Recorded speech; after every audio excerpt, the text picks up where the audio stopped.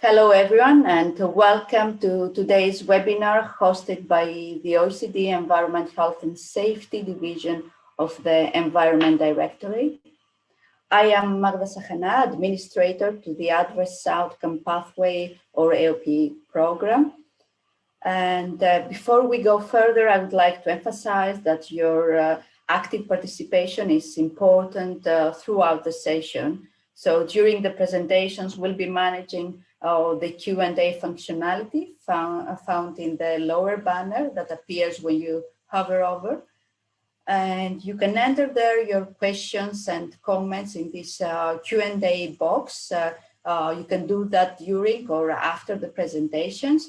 And as you can see, the webinar is recorded and the recording will be made available soon after we complete today's webinar on our webpage. So next slide, please. So today's webinar is on training in AOPs, and we'll discuss the needs, the resources, and the opportunities. But before handing it over to the speakers, I would like to provide some context about the OECD AOP program. Next slide, please. So the OECD AOP development program was launched in 2012, and it's overseen by the Extended Advisory Group on Molecular Screening and Toxicogenomics, the EGMAS. And what EGMAS has achieved so far and continues to work on and improve or update are the development of the AOP framework, the coordination of AOP development and review, the building of the AOP knowledge base, and also the group supports regulatory programs and promotes the international uptake of the framework. So next slide, please. EGMAS has 4 subgroups dealing with the various pillars of the AOP program. You can see the first subgroup is the Handbook Guidance, AOP Wiki Gardening and Internal Review subgroup. We have here with us today the ETO subgroup, the Education, Training and Outreach group.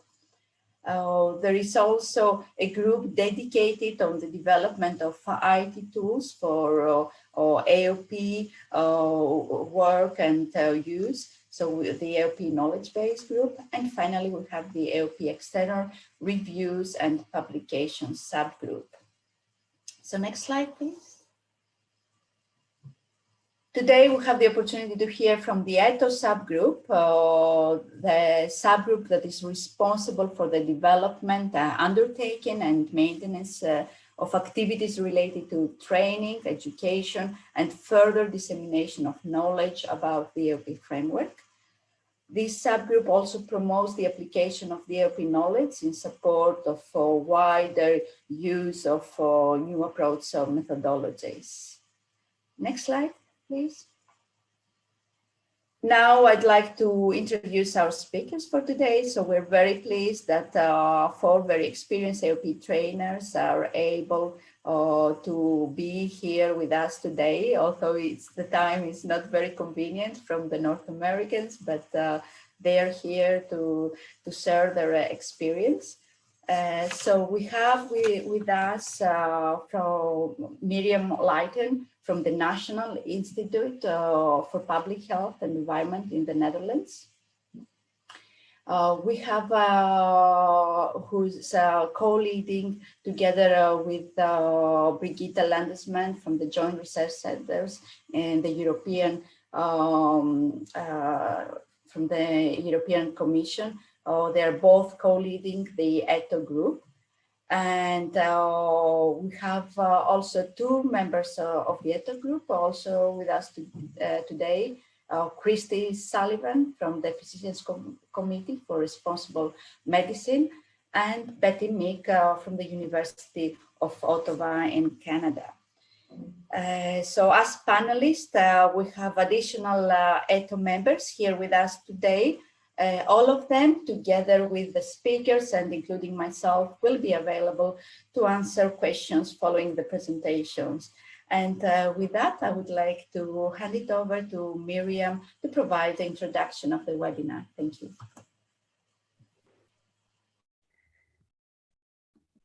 Yeah, well, thank you, Magda, for this nice opening, and good morning, good afternoon, everyone. Thank you for joining us today in this webinar. So I would like to kick off this webinar by explaining to you what gave us the idea to organize this webinar, and thus also what the objectives are of this webinar. So I think it's fair to state that adverse outcome pathways have been adopted as useful tool for organizing biological and toxicological knowledge. And so they have been adopted not only by the scientific community, but also by the regulatory community, including OECD. And one of the factors contributing to this widespread adoption have been the training in AOPs that have been given.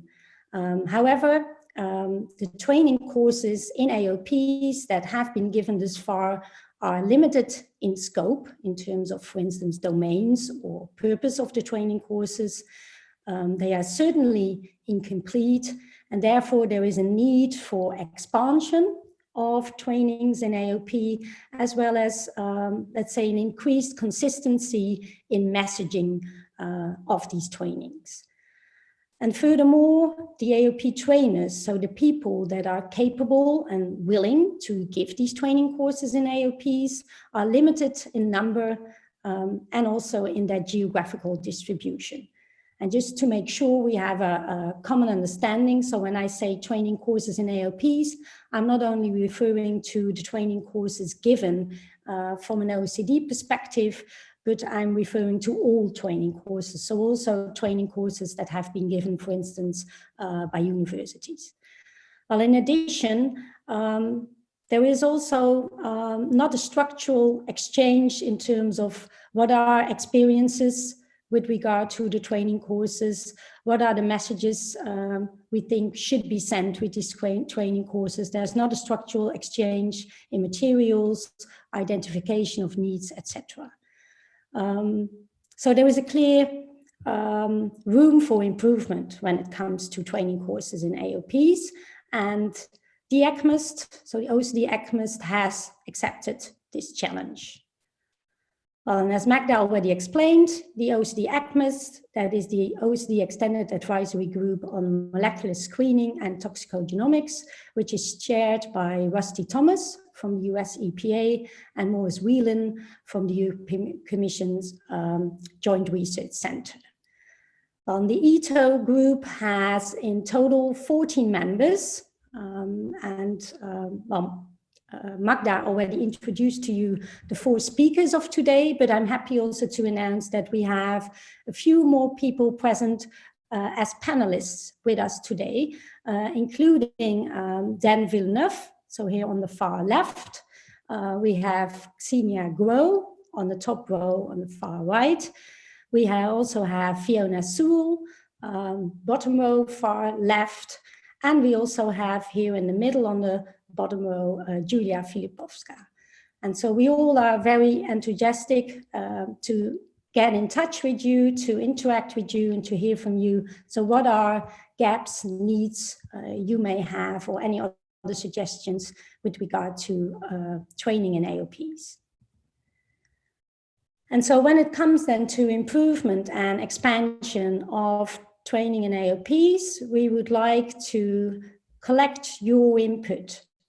So what are needs you have identified when it comes to training in AOPs? What are gaps you have identified? Are there things we should definitely not only have on the radar, but maybe even prioritize? Do you have any other suggestions? And in addition, to establish a community of trainers so that we establish this more structural exchange in terms of what are experiences when it comes to training, what are materials we may share, any needs, etc. And in addition, we would also like to identify what we call AOP champions. So people experts who go into their field and actually then promote not only the development, but also the application of AOPs to strengthen the AOP concept.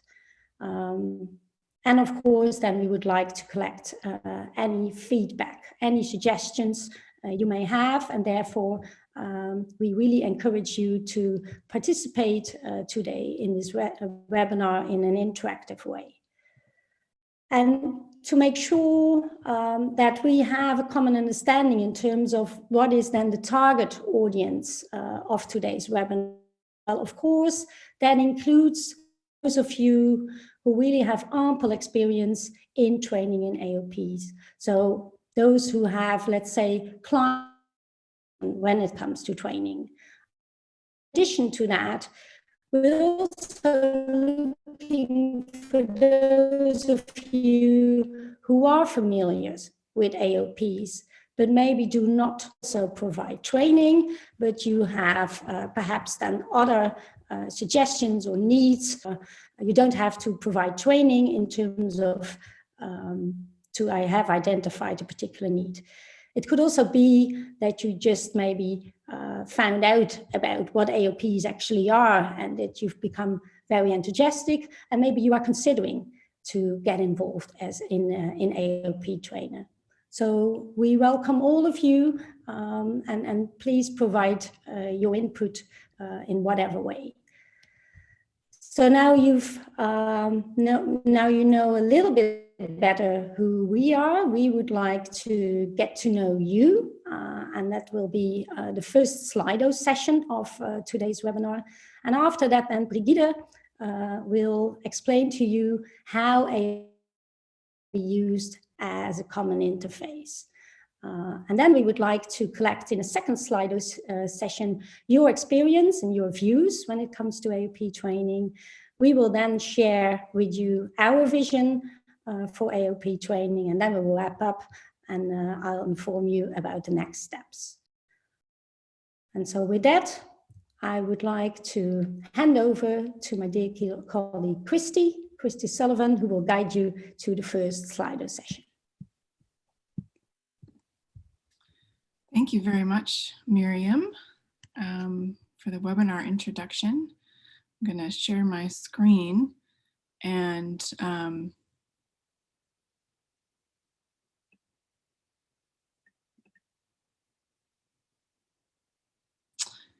as Miriam mentioned, we're going to be using Slido. These first few questions are just to get to learn a little bit more about you. I see some people have already found the poll. So just to emphasize, there's a couple ways that you can join. The first is to go to slido.com on your browser or your phone and enter the code AOP Training 2. And you can also hover your smartphone camera over this QR code, and it will navigate to the poll for you. So I hope you all can join. If you have any questions as we're going through, please enter them in the Q&A box. And you can also enter your responses in the chat in case you aren't able to access the Slido polls. Looks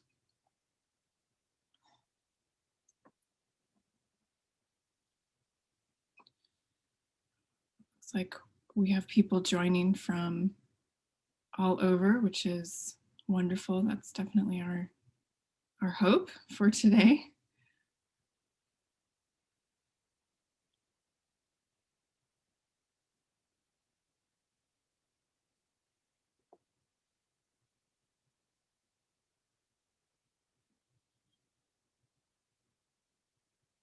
Okay, I'm going to move to the next poll now.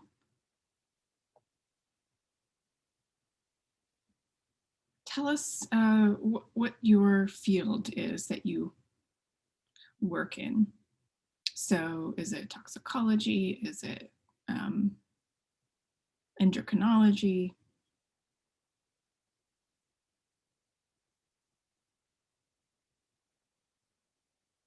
Different variations of toxicology. Wonderful.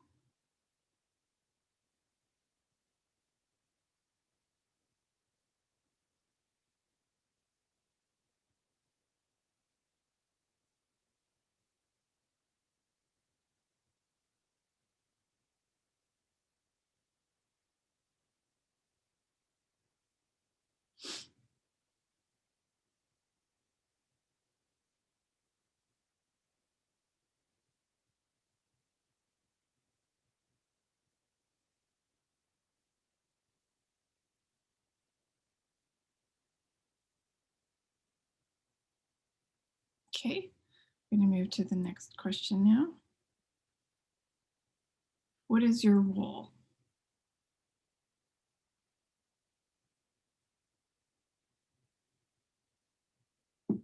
Great. Researchers, regulators.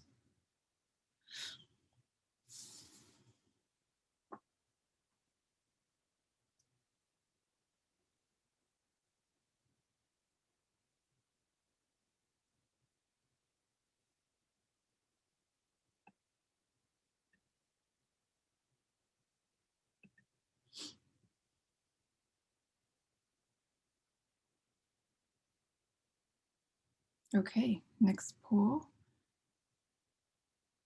Just in case we didn't have an option for you.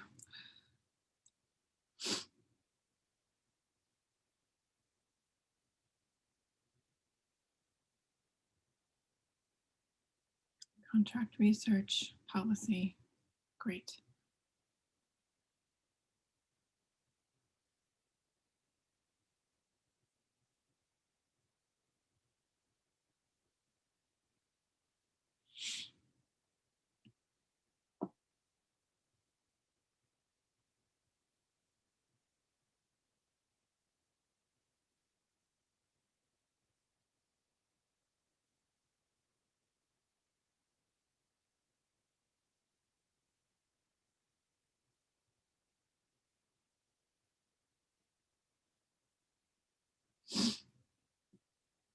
Okay, wonderful.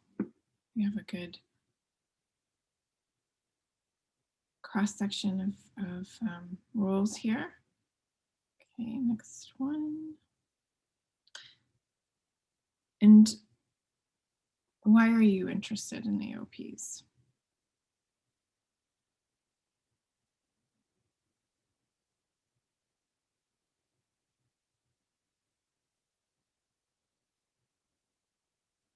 Tell us in a few words.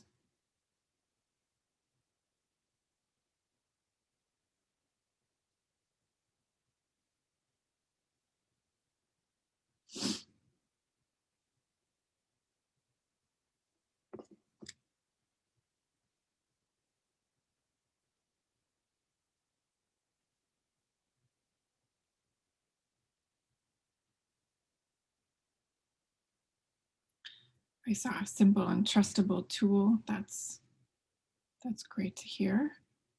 Using it for read across, safety assessment, alternative methods, biomarkers, great. Sustainability.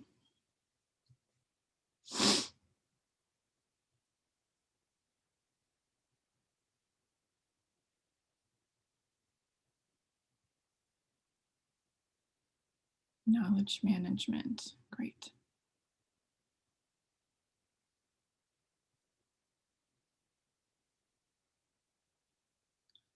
Expanding beyond toxicology for COVID research.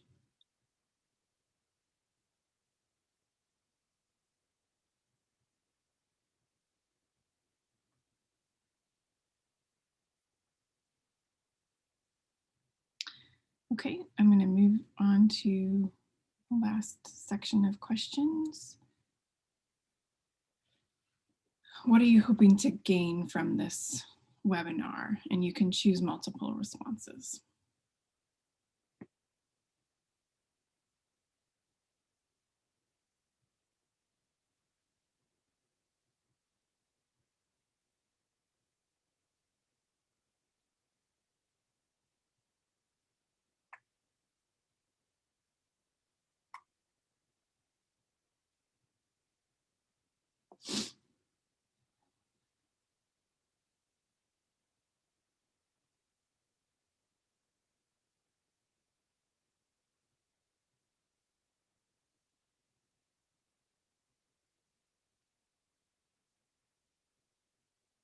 Great, this is really helpful.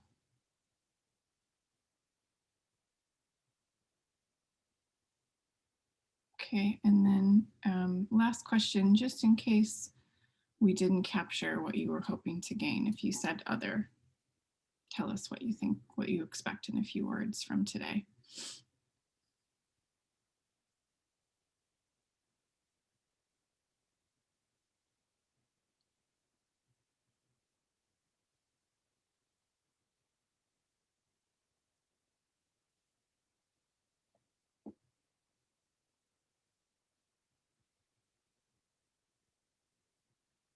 Okay, I guess we captured everything.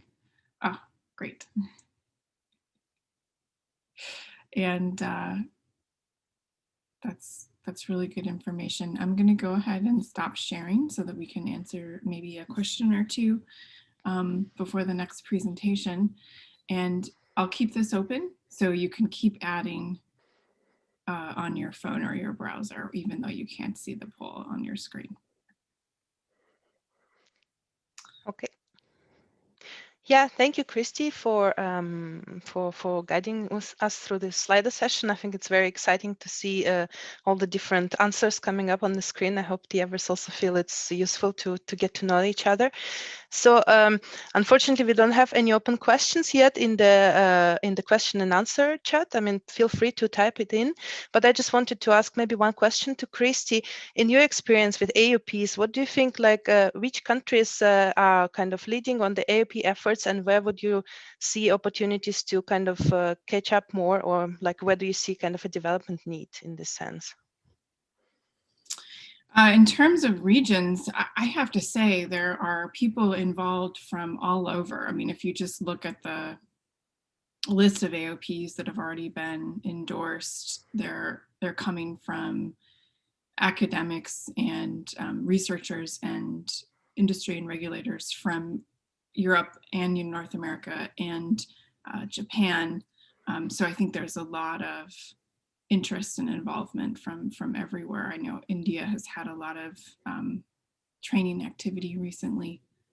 So, okay, this is great. So this is like a really truly international effort starting together. So we hope to continue developing further. And Brigitte, I'm happy to pass the word to Brigitte Landesmann. She is going to give a more detailed introduction into how AOPs can be used as an interface for different fields and different questions. So Brigitte, please. Thank you, Xenia. And hello, everybody. It was nice to see that most of you seem to be anyway aware of that, but with my short presentation, I would like to remind you why it is so important that we expand the AOP community and why every single contribution is valuable. Because what is the situation we have now? We have now so much information, too much information. Publications are popping up. It's absolutely impossible for an individual to to keep the overview. We don't need to produce more data, what we are actually always tending to, but we have to make use of all these many data that we already have. So make use of it and make actionable knowledge. And AOPs are the ideal tool to organize and categorize knowledge. What did they show us? What do they help us to understand? They help us to understand if any stressor causes an injury, a perturbation at molecular level. We then can follow and understand how this perturbation propagate through all the levels of biological information up to an adversity or a disease on individual or population level. And as we first started in toxicology with using chemicals as stressors, we found out that the stressor is not important at all. It could be anything. And there are AOPs described for nanoparticles, radiation, virus, so whatever, because it is just the interaction and what happens after this perturbation, it's more related to biology and pathophysiology and has nothing to do with the stressor.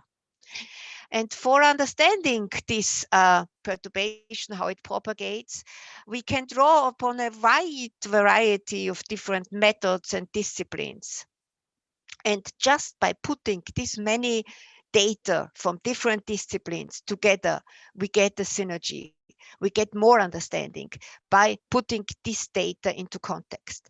We better understand how it works, and also we better understand what we don't know, what we don't understand, so we can really focus on what is important to further investigate and explore.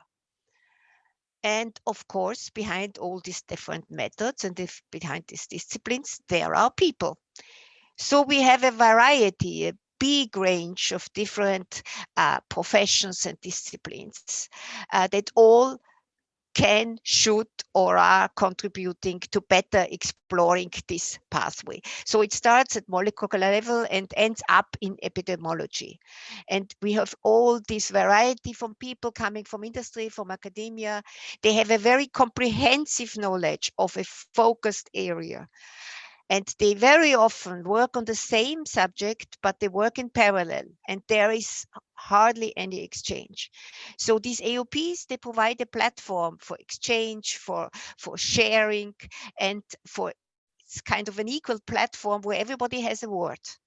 And not only this, there's information that we carry together. It is transparent. And it's trustworthy. There is a strong weight of evidence assessment, so it's reliable knowledge. And not only this, it is transmitted and it's communicated in an understandable way, because it highlights the most important things. It explains the connections, so it is also easier to understand and easier to communicate. And this is also so it makes sense not only for the scientists, because it's a give and a take. They give their knowledge, they give their data, they give their time, their commitment, but they get more insight, they get this holistic view.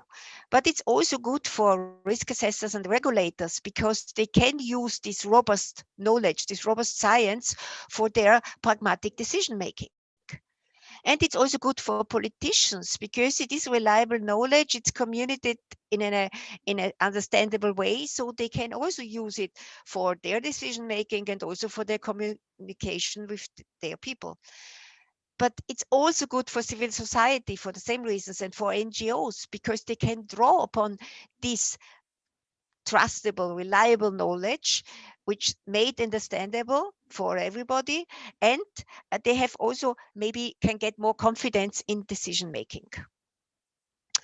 And I will give you a few examples why it is so important that we draw upon and build upon what's already there, and that we put together the knowledge from different angles and from different disciplines, because it is multiplicating by this.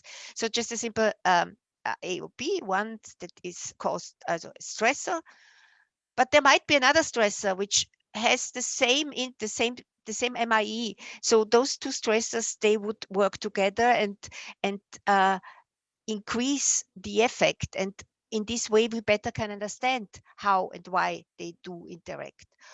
Or another example, we have one AOP and another AOP, and they merge at a later stage. So there are two different pathways, can be of course even more, that join together to a common adversity, which of course then would be different than if there were only one stressor.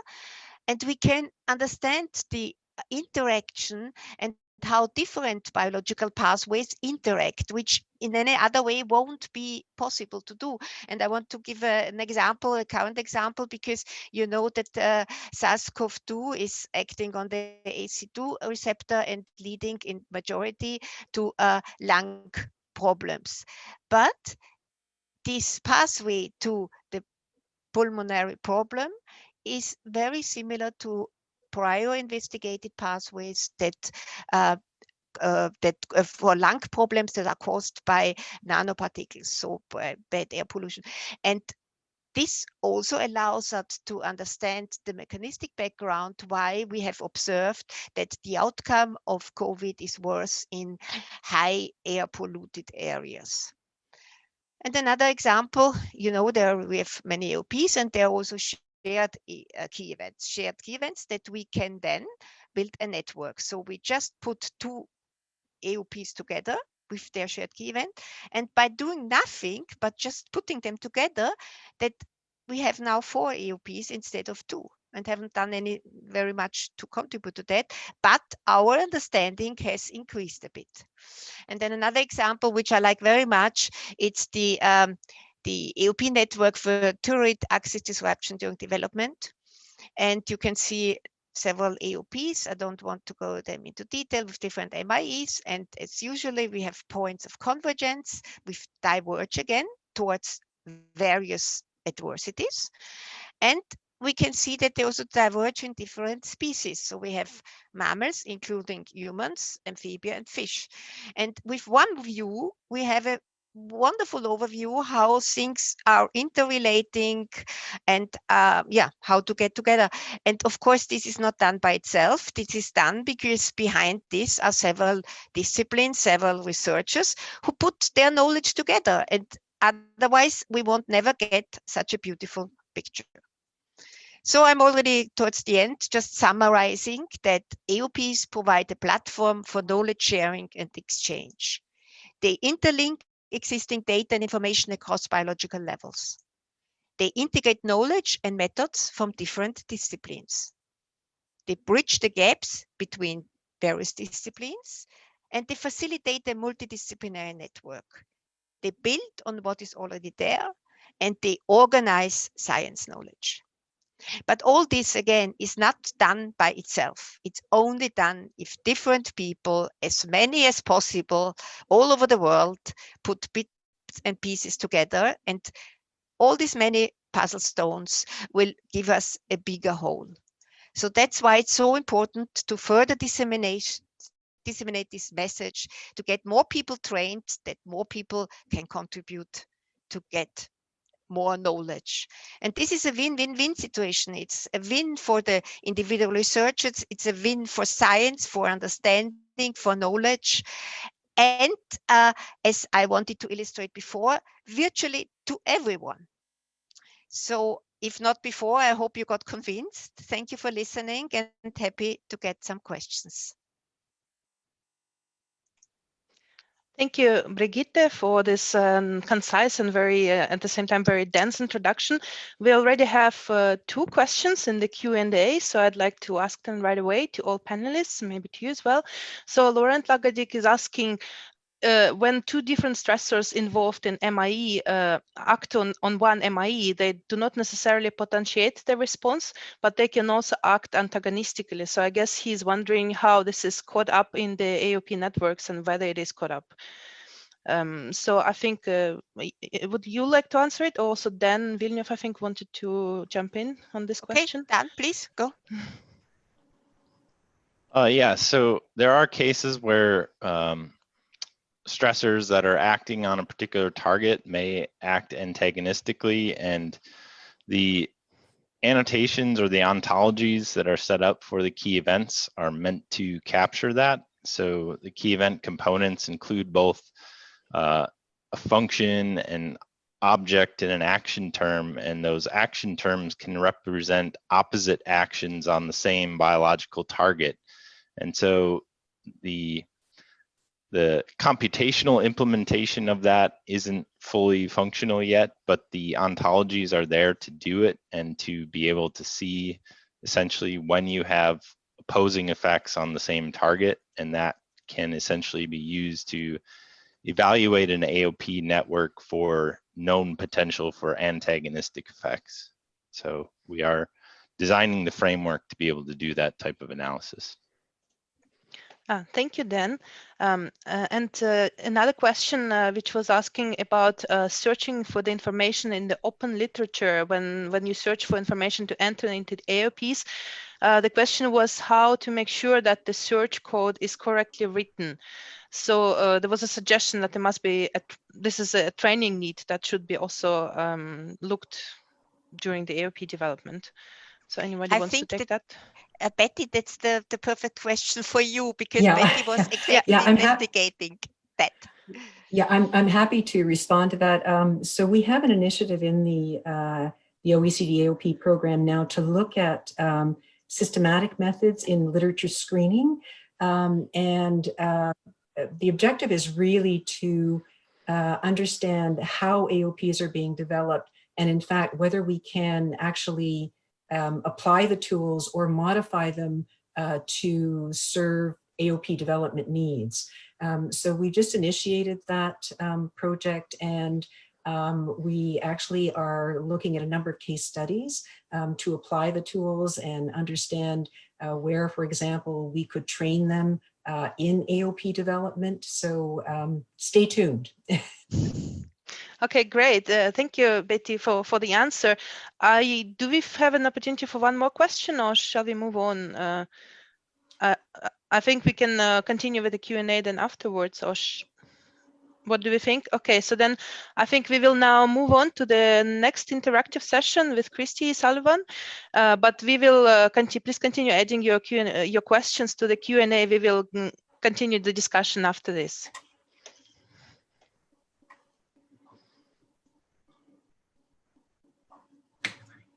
Okay, I'm going to move to the next poll. So this session of questions, we have a few more questions, and we want to get a little deeper into what your experience might be with AOPs and some of the ideas that you have for training. So if you wouldn't mind telling us first your experience with AOPs, and you can choose more than one response.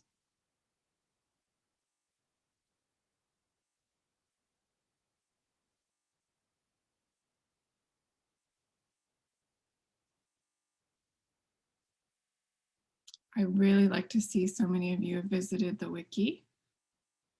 Lots of attendees, some reviewers. Great.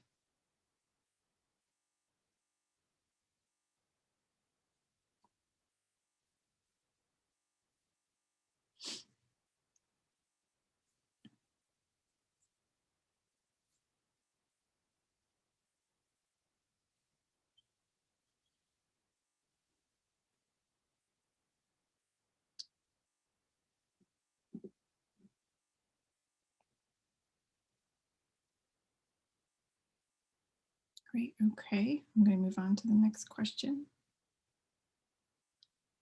Just in case we didn't capture, if you said other, what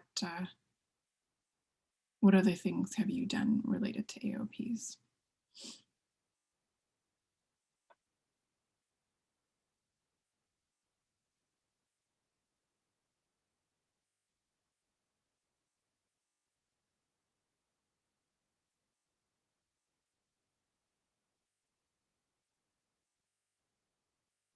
Applied AOPs, great. Written about AOPs.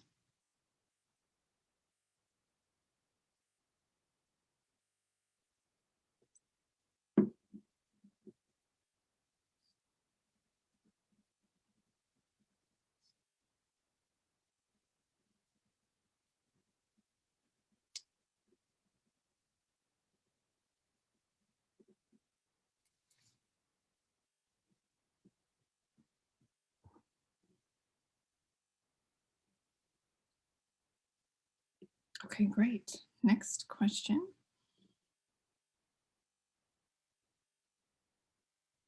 If you have not worked with AOPs, why not? And tell us, choose all the relevant responses.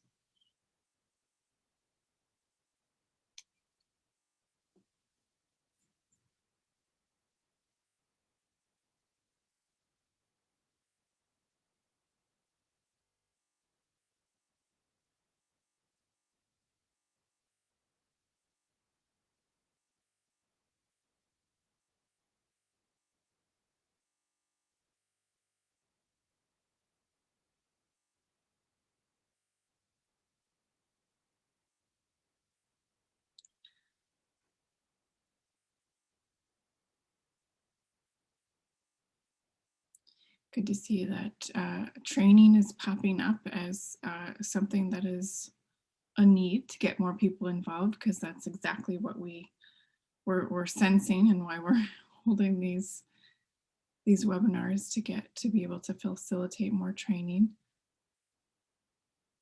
Awareness, good.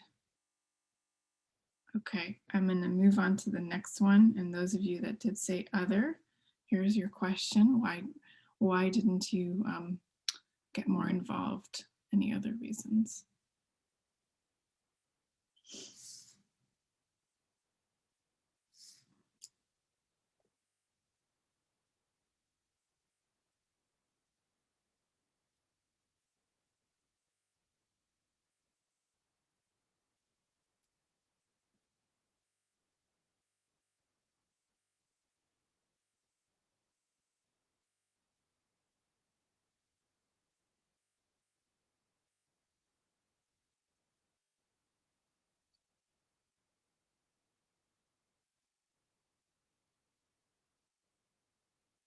Okay, so it's a relatively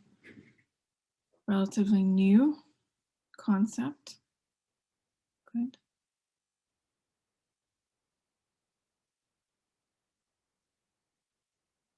Okay, I'm going to move on to the next poll. Have you ever participated in an AOP training or a course, like a university course?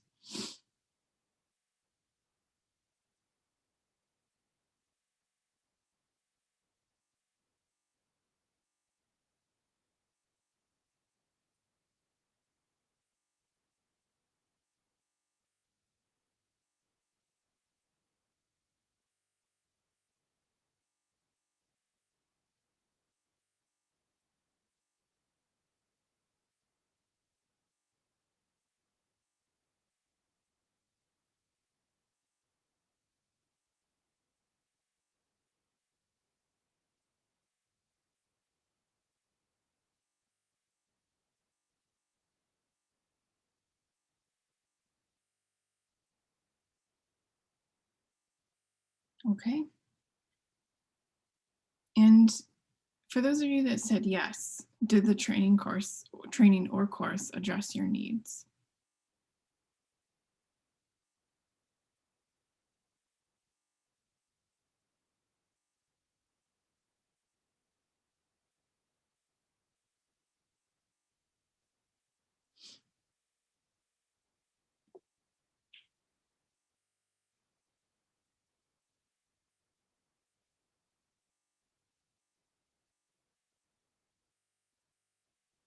Okay, great. That's good to see.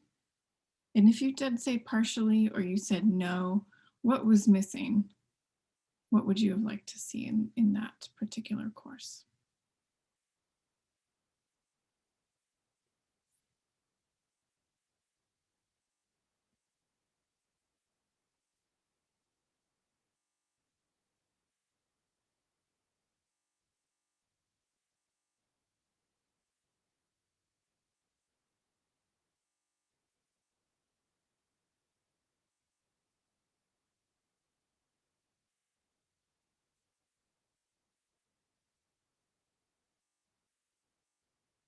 Okay, more detailed instructions. That's good feedback. More training for trainers, looks like. Reliability. Okay, good. We have that as a point for more materials, so that's good. Okay, more materials being made available.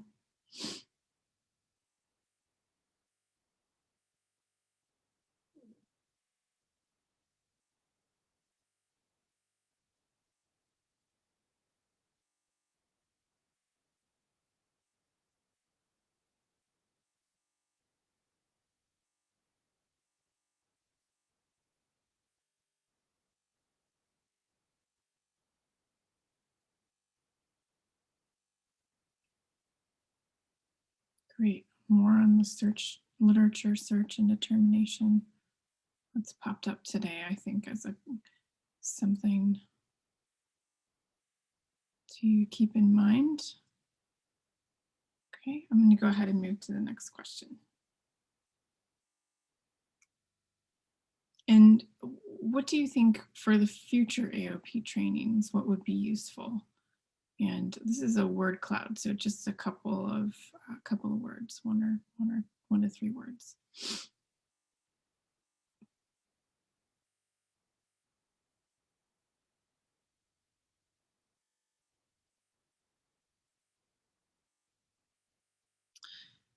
Great.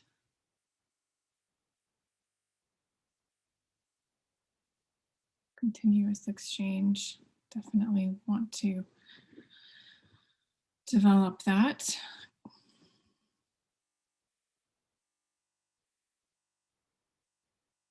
More communication between developers, that's good. Regulatory application, case studies.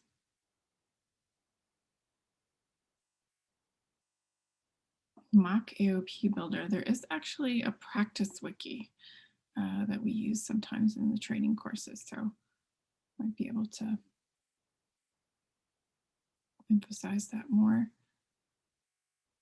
Okay, great.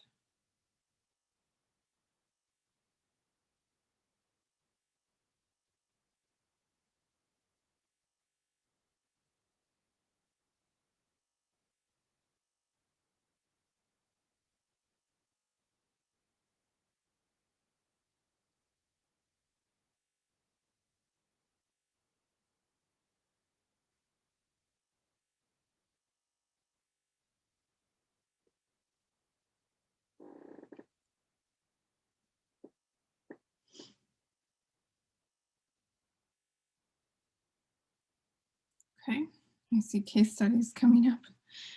We'll go ahead and move to the next question. Thank you all for these ideas are all really spot on. So thinking again about future trainings, which fields should we prioritize for kind of outreach and offering trainings beyond toxicology? Cancer, okay, ecotox, great.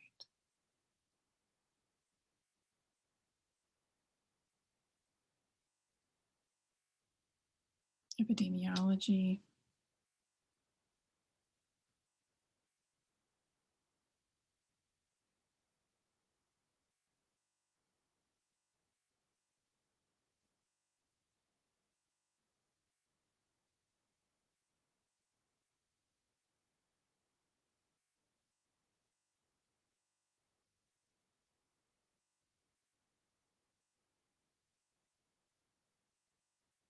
Drug development. Interesting.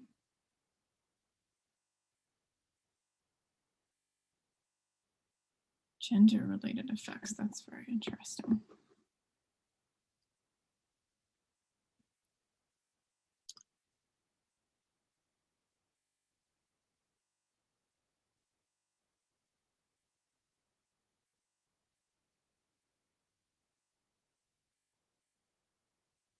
Okay, I see some clear winners for emphasis here. Immunotox, worker safety, all very good areas to go into. Modulating factors, yeah, I like that. Okay, I'm going to move on to the next one. Are you interested in helping us to facilitate AOP training activities?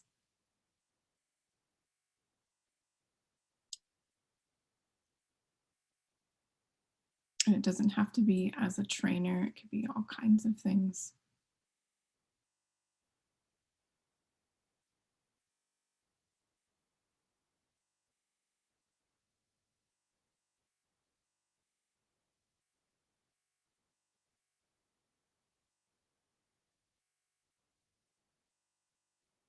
Great, I'll take a maybe. That's wonderful.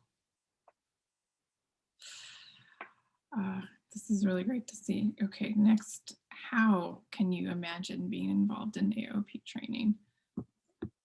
And again, you can choose multiple responses.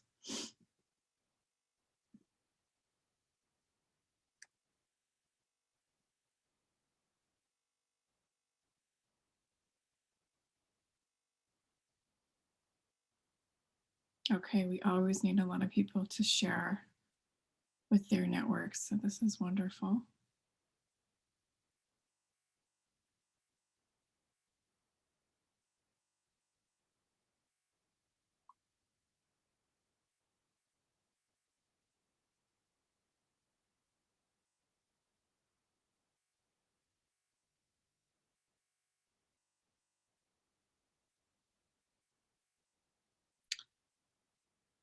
Okay, just two more questions. I'm going to move on.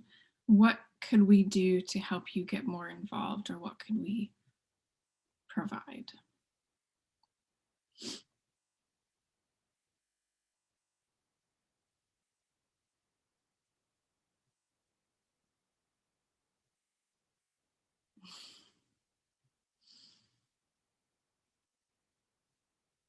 Funding, that actually popped into my head as I was waiting for responses. A platform for brainstorming. Yeah, actually, I think there is a plan for for that with the new KB launch. Great. Network. If we could give you time, we would. I'd like some of my own time. Great. Okay. Strengthen communications. Great.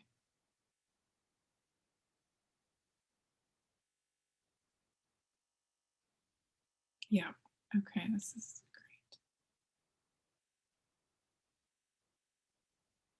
great. A newsletter.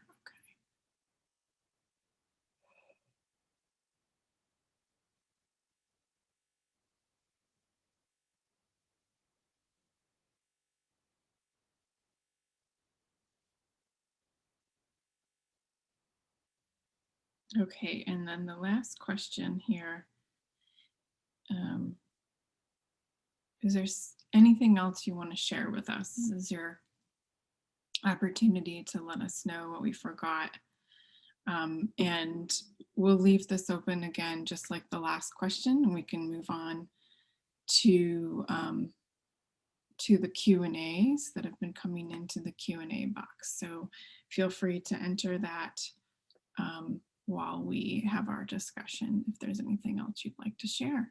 Thank you all very much for your input. It's going to be incredibly helpful for us. So I'll turn it over to Julia. Okay, thanks, Christy. That was interesting as always with the Slido, and we have some interesting questions as well. One is, I think, continuation on the question about the different potency at the molecular initiating event. So Miriam would like to answer this one that also asks about how can we include the notion of dose and potency in the AOP and quantitative AOPs. So please, Miriam. Yeah, thank you, Julia, and thank you, Christy, for this nice Slido session. So the question was asked by Christophe Roussel from ANSES, and I think it's a very relevant question because indeed, as long as you have a qualitative AOP that actually relates then more to hazard identification when you take the risk assessment perspective. So then if a molecular event is induced, that could then in theory lead to a particular adverse outcome, either at the individual level or at the population level or both. But indeed, if you would like to know then, so at what dose and what is then the potency of a stressor, if you also want to take that into account, but especially also the factor time, then indeed you would need to advance the qualitative AOP to a quantitative AOP. And thus far what we have seen is that quantitative AOPs are lagging behind the development of quantitative AOPs. And I think that is most likely due to the fact that people perceive quantitative AOPs as a bit more difficult to develop than quantitative AOPs. And so we definitely have identified that as one of the needs for further training in AOPs, that we would need clear guidance on how to develop quantitative AOPs together with clear examples. So kind of let's say manual, how to do that, so that in that sense, AOPs then also are applicable for risk assessment, so for hazard assessment, and not only for hazard identification. And I'm happy also to exchange further thoughts with you on that, Christophe. Thank you. Thank you, Miriam. I also have a question from Soli, if I pronounce that right, who asks about the publication of AOPs. And this is a question that we've discussed at the EGMAST many times. So Magda will take that question live. Yes, indeed, that was something that was realized quite early in the program from the OECD and the EGMAST, that it's a hurdle for researchers to enter information in the wiki, as at the same time they want to be rewarded to get published in high impact journals. For that, I mean, the first step that we did was to introduce a series on AOPs in the OECD library. So we have a place where reviewed AOPs are posted, are published, and can be cited. Also, the AOP wiki information can be cited too. And of course, we have ongoing discussions with scientific societies and journals. In fact, we have 2 pilots now going with 2 journals. So the idea is that they don't publish the AOP as such, but a report of the AOP. So there is a publication linked to the AOP that is in the wiki. But there will be more. It's something that we will address very shortly. So we'll be able to engage more and more researchers to our work. Thank you.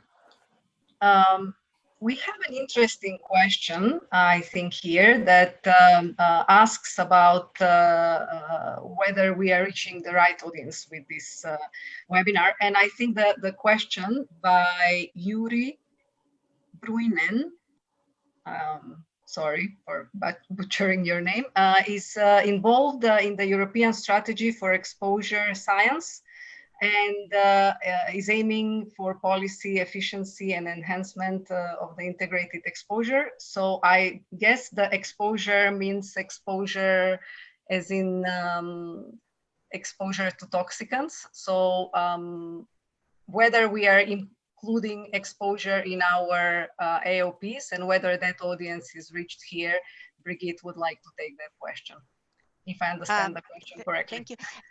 As I understood the question also, I think it's not only about the exposure, but also whether we get the right audience. Concerning the exposure, that's actually not part of AOPs, because we want to, it is of course complementary, and the one is not possible of the other. But what we want to explore with AOPs is this biology part. So if once an substance is reaching the organism, what's happening then? But of course, for risk assessment, we have to exclude exposure and kinetics.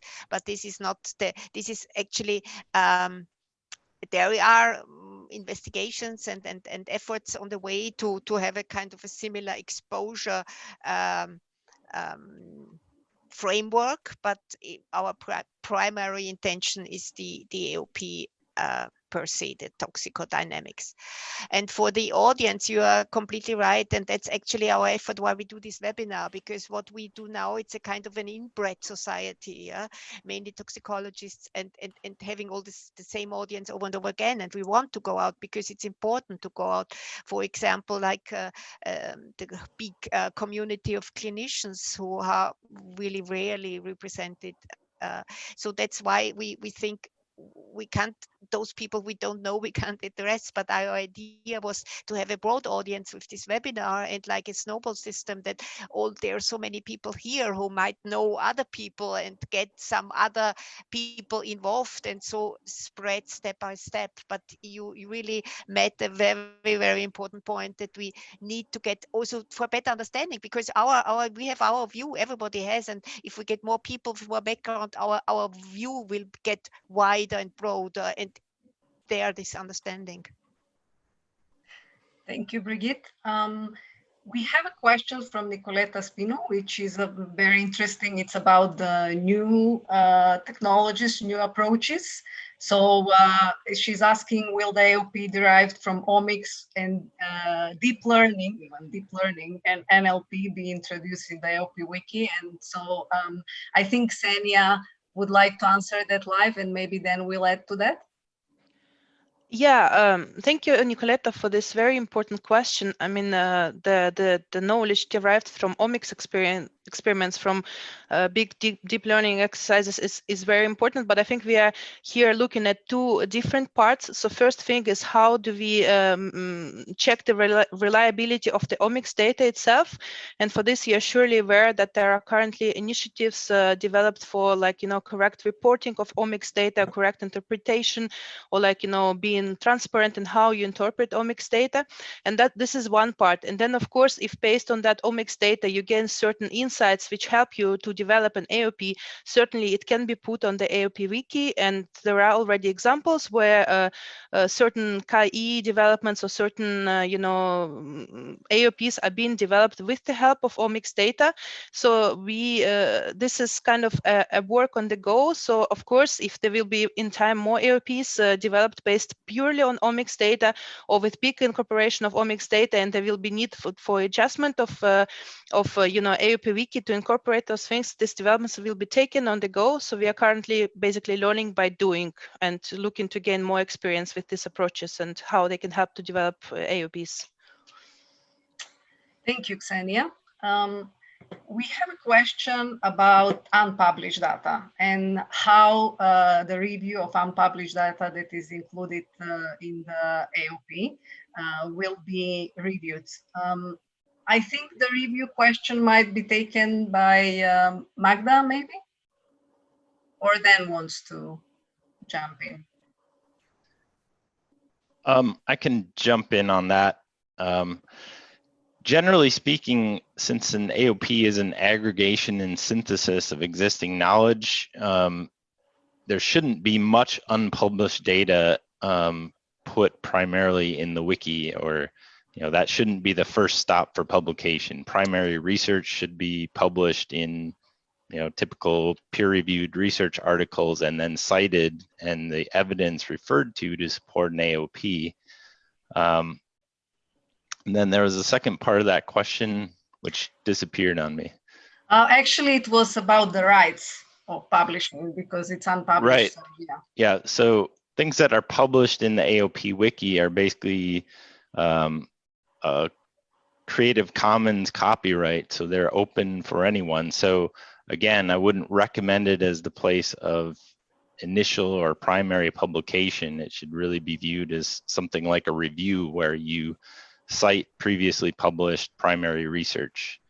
And I guess to wrap back around to the initial question about publications, authors getting credit for publications, we are partnering with a number of journals who will accept basically a brief overview summary of an AOP along with the content of the AOP wiki together as a publication. It would count as a publication in the journal and be a publication through the OECD series. So it'd be a way for authors to get recognition for the work that they've put into developing an AOP.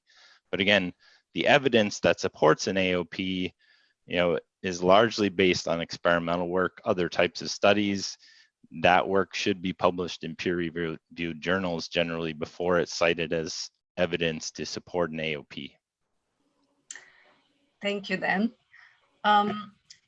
We also have a question about something that is often raised, and that's the quantitative approaches and quantitative AOPs. And there is a statement in this question, actually, that the quantitative AOPs may be based on speculations and that the quantitative approaches should be promoted. And Miriam would like to probably comment on that comment. Yeah, so as already explained when answering the question posed by Christoph, we fully acknowledge the need for training how to develop quantitative AOPs. So we are fully with you there. I think, though, that we won't agree with you when it comes to the statement that qualitative AOPs are often based on speculation. After all, one of the purposes of having the AOP concept in place is that we have a transparent and structured way to organize our knowledge on biology and on toxicology. And then for each of the elements of an AOP as well as the AOP overall, we then conduct a weight of evidence evaluation following very clear criteria. So you can have indeed a qualitative AOP based on speculation, and that will be then reflected in the fact that the weight of evidence will be poor or weak. But you can definitely also have AOPs, qualitative AOPs with very strong weight of evidence. So I think there we are not fully in consensus. Thank you.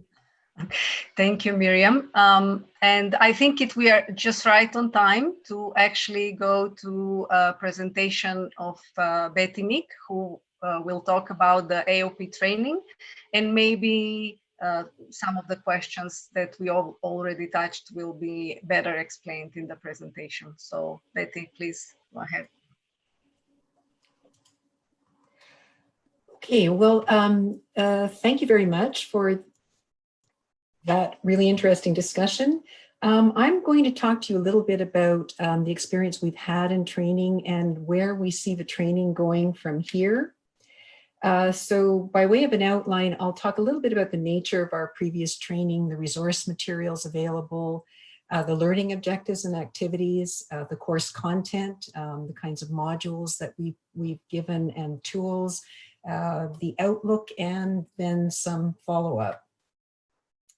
So we've been providing courses in AOPs since about 2015, and those courses actually draw from a model that we had used previously, at least in part, on mode of action training. So there's a fair bit of experience in providing these types of courses.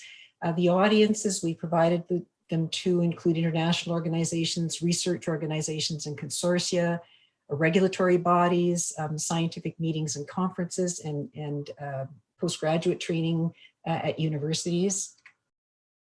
The focus of the OECD Adverse Outcome Pathway training has been hands-on, really through a combination of lectures, interactive exercises, and case studies, often in breakout groups. And the breakout groups are really to reinforce and apply the principles, develop and assess adverse outcome pathways, and use the AOP wiki. The courses are modular and tailored to specific audiences based on their needs, and they range from about a half day to several weeks. There's often multiple tutors involved, often 3 to 4 tutors from different agencies and stakeholder groups to provide the depth and breadth of necessary expertise and the variety of input. Essentially, when you think of adverse outcome pathways, they really involve collaboration of a number of scientists at different levels of organization. And so in the courses, as much as possible, we're really encouraging discussion in terms of how you might develop an adverse outcome pathway on the basis of the information available to you and how you might assess that information. So we also have a number of online training and supporting resources available, and this is a list of the available resources and training materials that are online. Listed at the bottom here is a really helpful website which provides a very nice compilation of all of these materials in different categories. But you can see that there's online tools associated with the OECD program itself. There's an adverse outcome pathway online course associated with the AOP wiki. There's other lectures, videos, and courses, including courses that we've given at various scientific meetings, etc. So again, I think that this website, the link will be provided in the materials at the end of the webinar as well, but it's really important if you're looking for information in terms of self-training.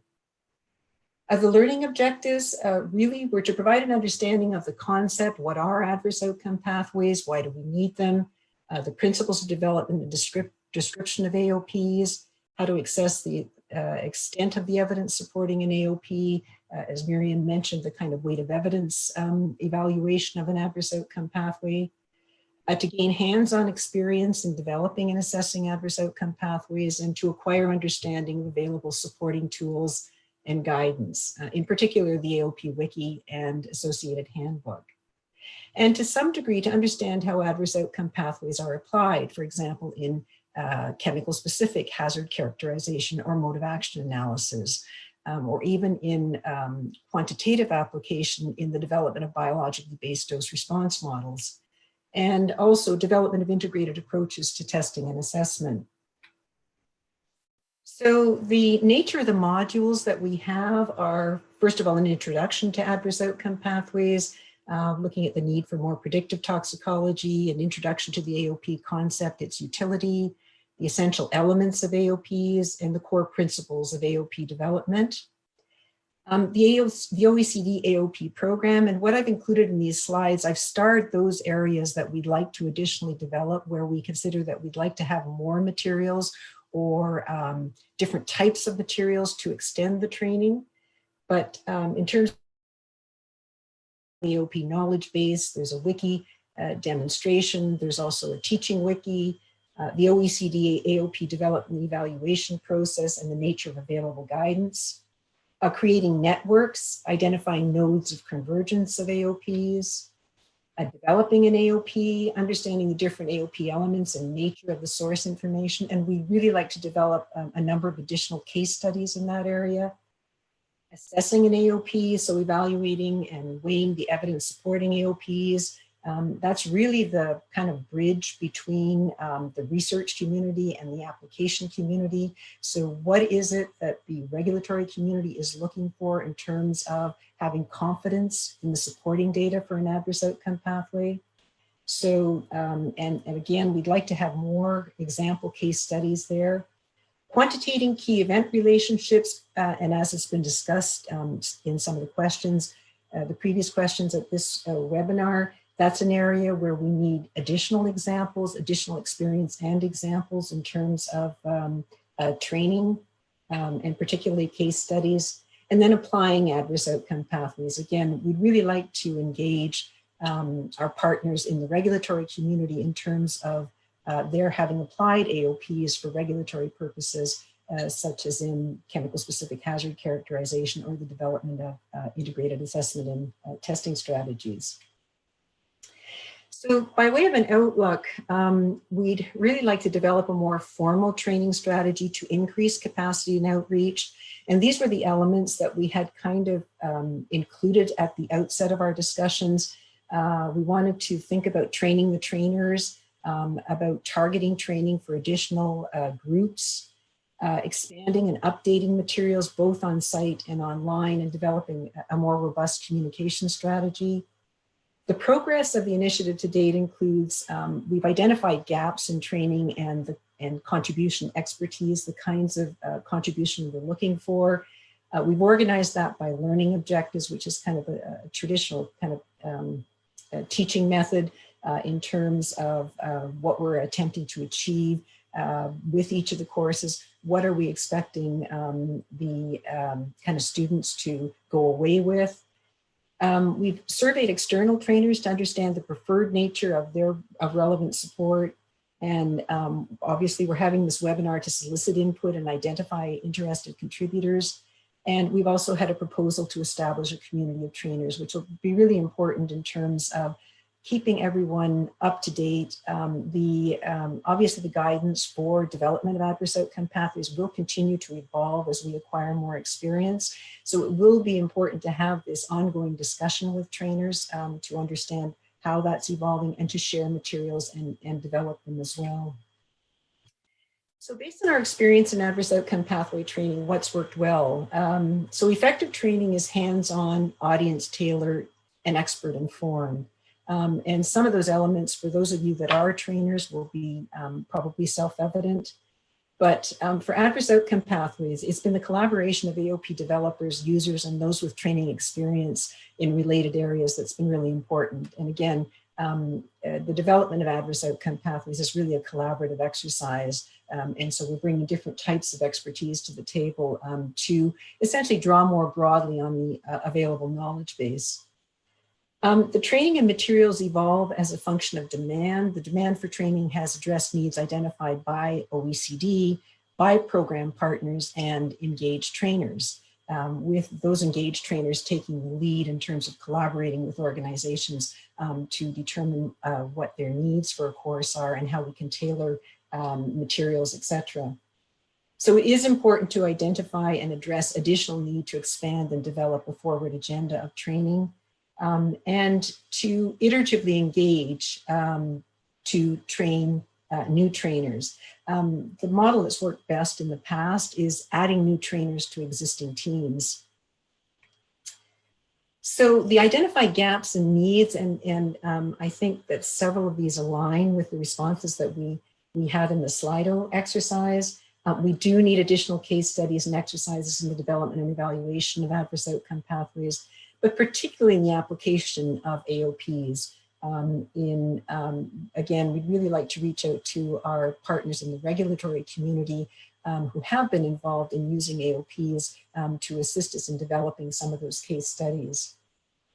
In relation to trainers, we really appreciate the input of experienced developers in terms of helping us develop the case studies. Again, those in the regulatory community who have applied adverse outcome pathways, but also those with familiarity in AOPs with expertise in training, in particular, for example, in the academic community. And as Miriam pointed out, we're also looking for champions for AOP training in broader geographical areas and application demands, sectors and fields.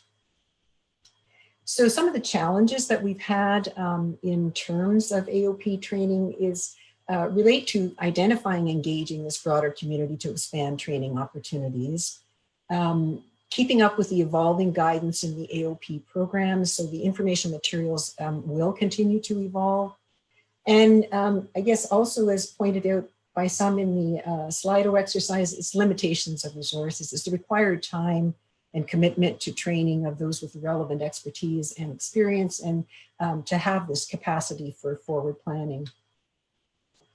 So in relation to follow-up, we're interested in identifying those with interest and experience or focus relevant to expand the community of trainers. In other words, to identify need and opportunity for training, to share experience and develop materials, and to iteratively engage new trainers. So again, in particular areas, particularly from AOP developers, trainers in related areas, and those with experience in regulatory application. And then the other areas is really championing adverse outcome pathway training within their communities. So scheduling and organizing adverse outcome pathway trainings and sharing with networks. So with that, I'll stop sharing my screen and pass it back to you, Julia. Thank you, Betty. And thank you for the great presentation. I'm sure many of the questions are clearer now that you might have, but we are looking for your questions as well. We have an interesting question that poses different possibilities, different cases where there is observation of key events and also molecular initiating event, but adversity is not observed, or when there is adversity, but it's a lack of knowledge, I would say. The questioner says the key events are not observed. So these are different combinations of the knowledge that we have about, mechanistic knowledge we have about different adverse effects, and how we treat these cases, and how in the future they might be used to explore further our knowledge. Miriam would probably address a bit further. Yeah, so thank you for this very interesting question. And indeed, I think it's good to realize that there may be different situations. So sometimes we have quite a, let's say, detailed understanding and of toxicological knowledge. So then it's almost dogma, what you want to describe in an AOP, but you can indeed also have very different situations. And I think when it comes to the example where you would say, well, I have quite some evidence about the molecular initiating event, and I have a clue about the adverse outcome, but I don't know what's happening in between. I think there it is, the AOP concept has utility in terms of that it can direct you where to focus your research or research by others on. So what are the gaps? What are the clues you have? And then, unfortunately, you first would need to do some further research to find that information and then organize that into an AOP. If there is real lack of an adverse outcome, I think it will be more difficult. So we also had questions in the past. So what about beneficial effects? Well, here AOPs really relate to an adverse effect, either to humans or to wildlife. And yeah, so then it's limited to that. And if you really don't identify an adverse outcome, then I'm afraid you cannot establish an AOP. Thank you. Yeah, thanks, Miriam. I would like to actually add there maybe, because we had a question about pharmaceuticals or nutraceuticals, as they were called last webinar. And I think that relates probably to modulating factors of adverse. I was thinking about that, and I think maybe there are modulating factors that could be incorporated in our AOPs that modulate the final adverse outcome to the point of prevention, let's say. So I think that is something that we should look at as well, how the modulations of the different key event relationship could be explored and described in the AOPs. We have a question here from Therese Friedrichson, who it seems has struggled. She's a genuine developer here and has struggled how to start developing the AOP. And she's asking, has it been established what methods should be used when making AOPs? When I read the handbook, she says, in 2018, I was not able to find it. My professor suggested systematic review, while other colleagues suggested other methods. At the time, it was a bit confusing. So can we then volunteer to try to alleviate this confusion of Therese? Sure. I guess first to clarify, there isn't an established method for making an AOP. I mean, it's something that we've discussed a lot at various AOP workshops and so on. And the general conclusion has been that there's really no one size fits all approach to AOP development. You know, depending on the situation, you may come at it from very different angles, sometimes working from the adverse outcome, working back toward understanding how we arrive at that or the mode of action, what the MIE is, and so on. Sometimes starting from the molecular initiating event and trying to work our way to understanding what the adverse outcomes are, sometimes in the middle. So there's really no one size fits all sort of approach. Sometimes there's a lot of information in the literature, and the challenge is really sifting through all that information to focus in on where the actual evidence is to support the AOP. In other cases, there's almost no information, and it's really an experimental effort to develop the AOP. And so because there is no one size fits all approach, we really haven't developed guidance per se. We've tried to show case studies, and there have been a number of publications about describing different approaches that have been taken to AOP development, but there is no manual, so to speak, about exactly how to do it in any given situation. That said, one of the things that we've recognized recently, both with the AOP wiki and the handbook and so on, is the need to document how that AOP is being developed. So if it involves literature searching, documenting how those literature searches were conducted, what kind of search terms were used, how extensive that literature search was, what kind of search engines were used. Likewise, if there's experimental work or modeling that's involved, documenting how that was done, because that's all important for the transparency and the ability to evaluate the quality of the information that's been assembled, or the potential limitations or gaps in how that information assembly was done. And so we are discussing within the OECD program about how to best capture or create a place essentially within the templates in the wiki to describe what those methods were, so that you can document how that AOP was developed. Thank you, Dan. Go ahead, Betty. Yeah, just to add something to what Dan said, I think so in the systematic methods kind of initiative, I think one of our objectives there is as well in terms of having, in addition to having developers report out on how they've developed their adverse outcome pathways, but is really to have a number of case studies that show these different approaches to development of adverse outcome pathways, because I think it is difficult for AOP developers in the first instance to say, well, how do I go from, how do I go from a lot of literature or sometimes not so much literature, as Dan's indicated, but also what we've been finding is that there are, for example, systematic reviews that have been done in chemical specific hazard characterization that would be exceptional sources of information for the development of an adverse outcome pathway. So hopefully that exercise will be informative in terms of at least providing examples to AOP developers of how they might approach the development of an adverse outcome pathway.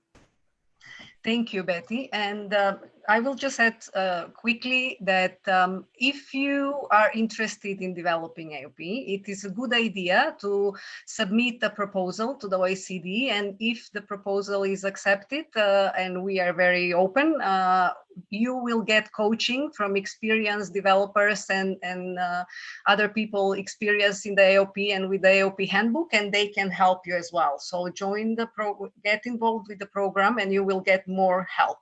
And now I have to give it back to Miriam, because we are a bit, for a quick close up, you have 2 minutes, Miriam. Thank you all for the questions as well.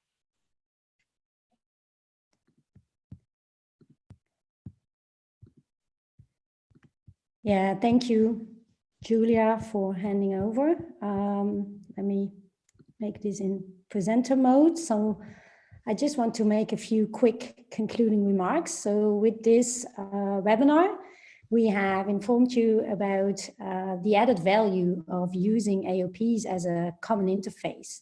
And I think we have confirmed once more the utility of having a structured, transparent way of organizing toxicological knowledge, but definitely also about the benefits of enhanced dissemination of such knowledge.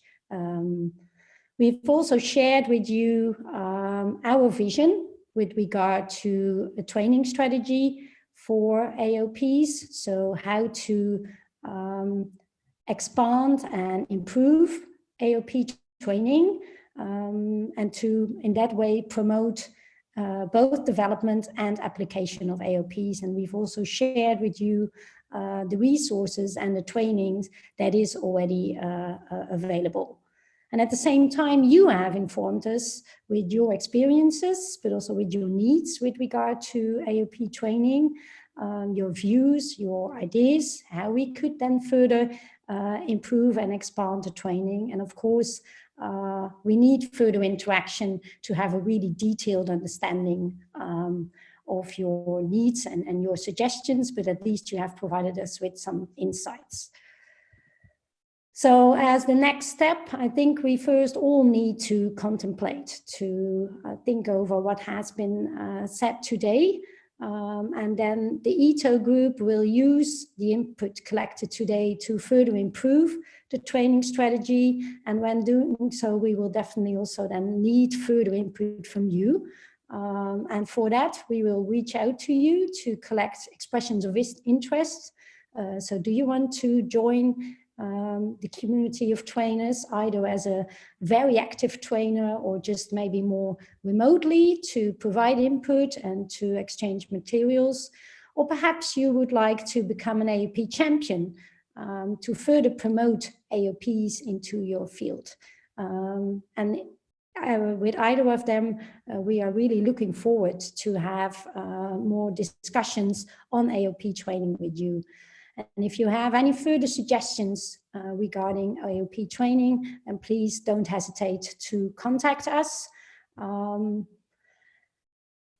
Well, before I close then, I would like to share with you some useful links. So these will also be made available to you both as a slide set, but also in the recordings. And with these links, you can find further information on the AOP program, by OECD. You can find this comprehensive list of resources and training materials that is already available.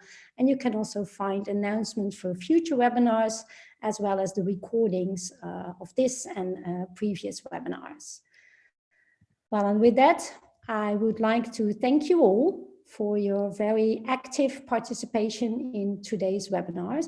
I would like to thank the OECD staff for hosting this webinar and for their technical support. And of course, I would also like to thank my ETO colleagues for organizing this webinar with me. And so again, if you have any further questions, then please don't hesitate to reach out to either Natalie or Magda or any of us, if you know us or how to find us. For now, I thank you and I say stay safe, and hopefully we'll get in touch soon. Thank you.